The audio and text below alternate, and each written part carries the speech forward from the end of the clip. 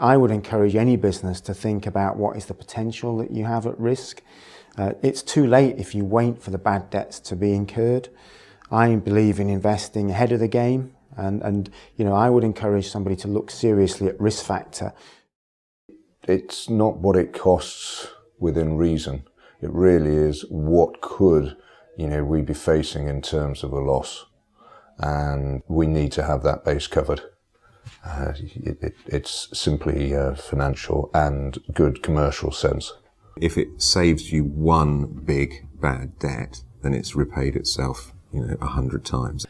The return on investment of RiskFactor is that we are sure that we have avoided some major fraud cases. Our return on our investment at RiskFactor has been immeasurable both in terms of productivity and our low rate of bad debts. RiskFactor has undoubtedly played a big part in our containment of our impairments. We determined that actually the potential saving far exceeded that of the cost of the product. So it wasn't a difficult sell to the board.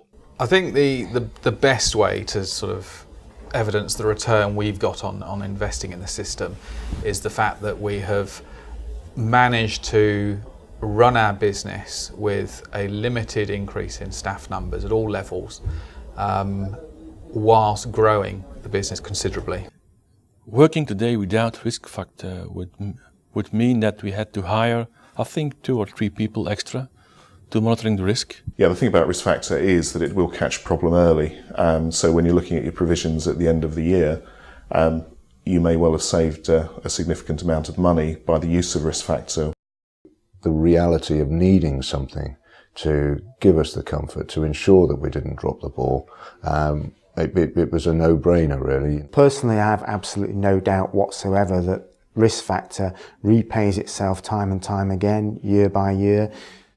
One of the decisions you inevitably look at is whether it's a cost-effective investment for the business. I can quite honestly, hand on heart, answer the question with hindsight and say that it's been a very wise investment from Barclays' perspective.